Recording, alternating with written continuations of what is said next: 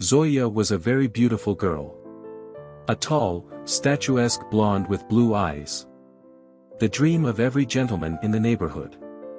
They followed her in droves, but she didn't pick anyone. Some abandoned the courtship and chose a more talkative pair. Others, in anger, began to slander Zoya behind her back, and only one continued to carry bouquets. At first the girl did not notice him, but gradually they all disappeared, and Vadim continued to give gifts. In the end, Zoya went on a date with him. And the guy turned out to be cheerful, attentive and affectionate. It was easy and interesting to communicate with him. The girl herself did not realize how much she had fallen in love. She wanted a nice wedding. She imagined a happy family with a cute baby. Vadim spoiled her with everything. Went to work nights to save money for a luxurious wedding. The guy liked the girl's parents, and the bride loved all the groom's relatives. In short, everything was perfect and the wedding turned out to be lavish. The guests kept nodding their heads in admiration. After the wedding, the young couple moved into a rented flat. They lived in the city center, worked and studied by correspondence, to the envy of the gossips. Zoya did well both at home and at work. When she took up cooking, Vadim could not praise her, and guests almost swallowed their spoons. When I took the exam at the university, I easily got a high score, and in the sewing shop, where I got a part-time job, Stroila faster than anyone else. She fulfilled the plans for an entire shift. Men adored Zoya, women disliked and even hated her. Of course, everyone smiled in the girl's eyes, but behind her back they spat venom at her happiness. When Zoe developed a noticeable bump, no one was surprised. Everything was in place.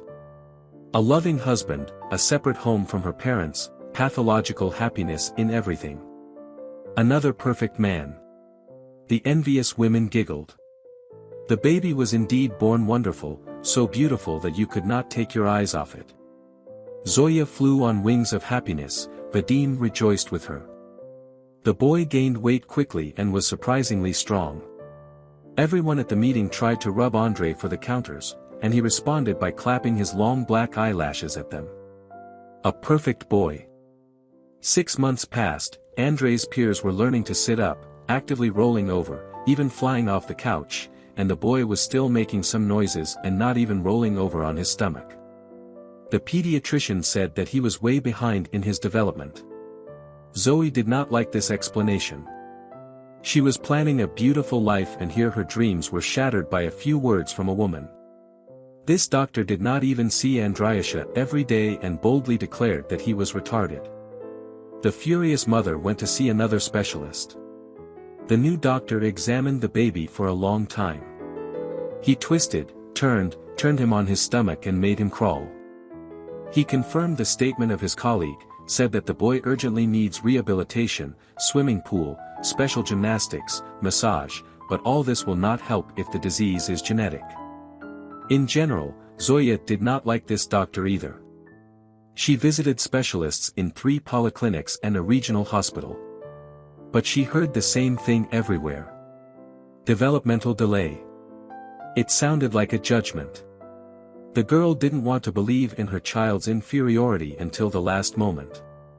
No, as you can imagine, she also believes that something is wrong with our Andryasha. She was indignant after another visit to the pediatrician. How can something be wrong with such a beautiful, handsome boy? Honey tried to get through to his wife, Vadim. Maybe we should listen to her. Go to the pool, Andrew likes to swim. What are you doing, with them at the same time? Zoya arched her eyebrows. But time passed and the boy did not make a single step forward in his development. One morning the mother woke up, looked at her son and burst into tears. Finally, she accepted the situation, and the weight of it all fell heavily on the girl. Zoya rushed to the rehabilitators. She took Andryasha to all the courses offered by the doctors, but there was no result. At 1.5 years old, the child was still lying on her back and talking. The doctors made the disappointing diagnosis that the boy would be disabled for the rest of his life. It is a great tragedy, the doctor stroked Zoya's sobbing shoulder. Unfortunately, there is nothing we can do. Andrei will be confined to a wheelchair forever. He won't be able to look after himself. He will need to be fed, bathed and changed.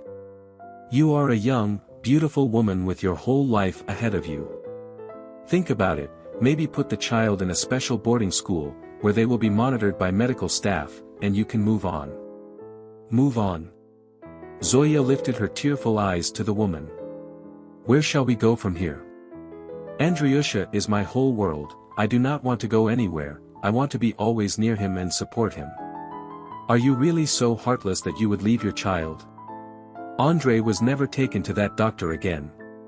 Zoya was completely focused on her son, oblivious to everything around her. She walked with him in his pram, wiping away his drool and rejoicing when he looked at her. On one of their walks, a neighbor approached the girl. She took pity on Zoya and remembered a witch doctor who had raised her on her feet. Hoping blindly, the mother agreed to try. She had to travel far to a remote village. We had to hire a car and borrow money for the reception itself. The grandmother accepted her warmly, advised a few decoctions and then said that her colleague from a neighboring region dealt with such cases professionally. So began a series of trips to healers, witch doctors and women who healed. They all took money and whispered something about the child, but there was no result. Zoya spent a lot of money and only Vadim worked, so the family had a hard time. To avoid paying rent, they moved in with the girl's parents. Grandparents and fiddled with Andriusha. They offered Zoya a job, but she refused to leave the child. She began to resemble a hen, circling around her son for a second, not taking her eyes off him. Zoya shouted at her parents and husband, when the blinds were wiped off in time drooling or not, so Andriusha sat. In the family began constant scandals. More and more often, Vadim was late for work because he could not stand his wife's constant attacks.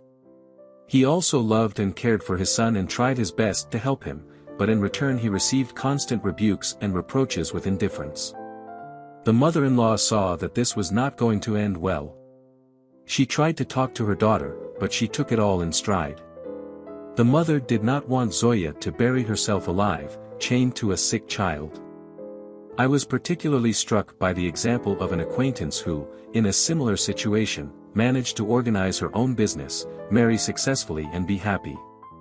Once, after another unsuccessful interview, the woman cried. "I am not telling you all this through sobs," she said. "My father and I are not eternal, soon our time will come and we will not be able to help you to carry Andrew all the time. Physically, sooner or later, you will grow old, weak, and he is growing, when he becomes a man, who will carry him in his arms." Zoya left, slamming the door loudly, but she thought about it. Really, who will look after Andriusha if something happens to her? No one is forever. A girl recently died of a heart attack in the house next door, and she was only 30. Zoya was terrified. Who would look after her boy? She stayed up all night and the next day came to her husband with a surprise proposal. A second child? He asked her again. But what if he is like Andriusha? He will not. Zoya said confidently. But only Vadim was not sure. He saw his wife's fixation on her sick son and did not understand why she suddenly decided to change. In response to a direct question, Zoya told him her vision of the future. She would give birth to a child who would devote his whole life to looking after his older brother. He will take care of Andriusha, even after we are gone. Inspiringly, the girl said. And if he does not want to? Vadim clarified. He will. Zoya smiled, we will grow up with the idea that his whole world is Andrew. He will love his older brother and never leave him. Don't you think it's too much? Why too much? Zoya was surprised. Don't you love our son? I love him, but I realize that he will never have a normal life, Vadim replied harshly. You are finally fixated on him and do not see anything around you, you have to move on, you do not have to send Andrei to a boarding school. But leaving him in charge of everything is not worth it either. You heartless bastard. Zoya hissed in anger. You don't care about your son and get out of our house." And Vadim was relieved to pack his bags, and a month later they were divorced. Zoya told everyone about the heartlessness of her husband, who left her with a sick son in his arms. Now the envious man sighed quietly. Nothing is so comforting as the failures of a happy man. Vadim stopped coming to see them and Zoya stopped communicating. However, his mother-in-law contacted him regularly, asking about his son and sending money for his upkeep, and the girl did not give up her idea. On the contrary, she thought about the second child day and night. It seemed to be the best solution. Zoya, though she had lost her luster, was still a beauty. She found successful outfits, took out her makeup bag again. Her parents were happy, thinking that their daughter had decided to move on, but the girl had a specific goal. She began to walk around the city in the evenings, visiting discos. Soon suitors were following her again. Zoya thought that Andrew needed a strong brother to carry him in his arms. So she chose a tall, pumped-up man and spent several nights with him. As soon as the gynecologist confirmed the pregnancy, Zoya abandoned the unsuccessful cavalier. Her parents were horrified by their daughter's pregnancy. They were afraid that a special baby would be born, but the girl was sure that everything would be fine. She continued to carry 3-year-old Andriusha in her arms, even with a huge belly button. In the maternity hospital she did not want to leave, not paying attention to the contractions, until she had fed her favorite son. Zoya gave birth to a strong, healthy boy and almost immediately ran home to Andriusha. She showed the baby to her older son, but he did not even look at his brother. Almost all of the younger child's care fell on the grandparents' shoulders. Zoya was busy with Andriusha.